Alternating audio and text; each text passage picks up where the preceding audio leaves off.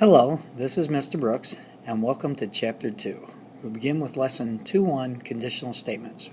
We're going to recognize conditional statements and write the converses of conditional statements in this lesson.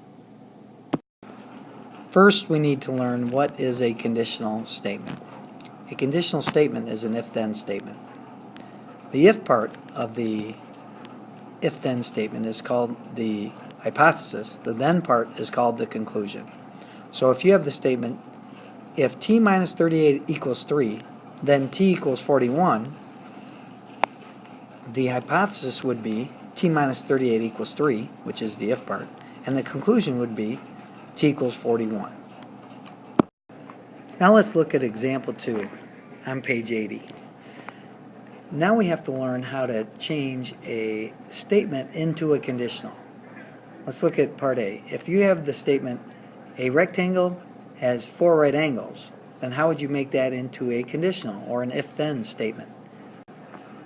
You would say, if a figure is a rectangle, then it has 4 right angles. Now let's look at the sentence, a tiger is an animal. You would say, if something is a tiger, then it's an animal. Okay, now I want you to pause the video while you try to do quick check number 2, part A. Change this statement into a conditional. An integer that ends with 0 is divisible by 5. Hopefully you came up with the conditional that if an integer ends with 0, then it is divisible by 5. Let's try another one. A square has 4 congruent sides. Pause the video while you try to turn this into a conditional. Hopefully this time you came up with, if a figure is a square, then it has 4 congruent sides. Truth value is simply asking whether the statement or conditional is true or false. To show that a conditional is false, you only need one counterexample for which the hypothesis is true and the conclusion is false. For example, if we want to show this conditional to be false, if the name of a state contains the word new, then the state borders an ocean. What would be our counterexample? Please pause the video for a second while you try to figure this out. New Mexico would be your counterexample because it makes the if part true, it contains the word new, but it makes the then part false. It does not border an ocean. Now let's look at example 4. Let's try to draw a Venn diagram for if you live in Chicago, then you live in Illinois. Hopefully you will agree that the circle containing the residents of Chicago would be totally inside the residents of Illinois. This is, of course, assuming that Chicago, the only Chicago in the world, is in Illinois. Now let's try quick check number 4. Try to draw a Venn diagram for this conditional. If something is a Cocker Spaniel, then it is a dog. Please pause the video while you try to draw this Venn diagram.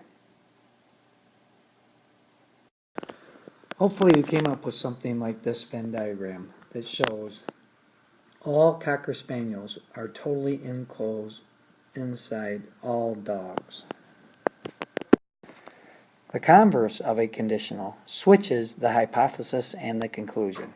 So you make the if part the then part and the then part the if part. So if we look at the conditional, if two lines are not parallel and do not intersect, then they are skew. See if you can come up with the converse. When we switch the if part and the then part, the hypothesis and conclusion, you get if two lines are skew, then they are not parallel and do not intersect.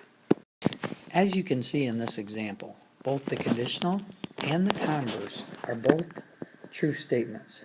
However, that is not always the case, as you can see in example 6 in your book. Sometimes the conditional and its converse will have opposite truth values. One will be true and the other one will be false, or the original condition will be false and its converse will be true. The point of example 6 is basically you can tell nothing about the truth value of a converse from its conditional. Just because one's true, the other one might be true, might be false.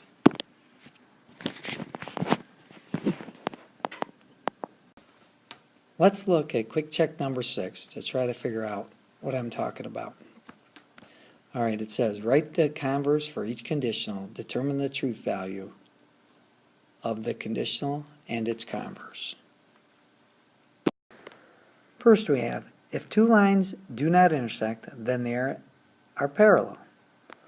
Hopefully you would know this is false, and you could come up with a counterexample to say why this is false. Skew lines do not intersect, but yet they are not parallel. So that is your counterexample. Now let's look at the converse to part A. The converse would be, if two lines are parallel, then they do not intersect. And this would be true. So the original statement was false because of skew lines, and the converse is true. Now let's look at part B. If x is 2, then the absolute value of x is 2. That is true, but the converse would be, if the absolute value of x is 2, then x is 2 would be false, and your counterexample is a negative 2. So on that one, the original statement is true, and the converse is false. This concludes lesson 2.1.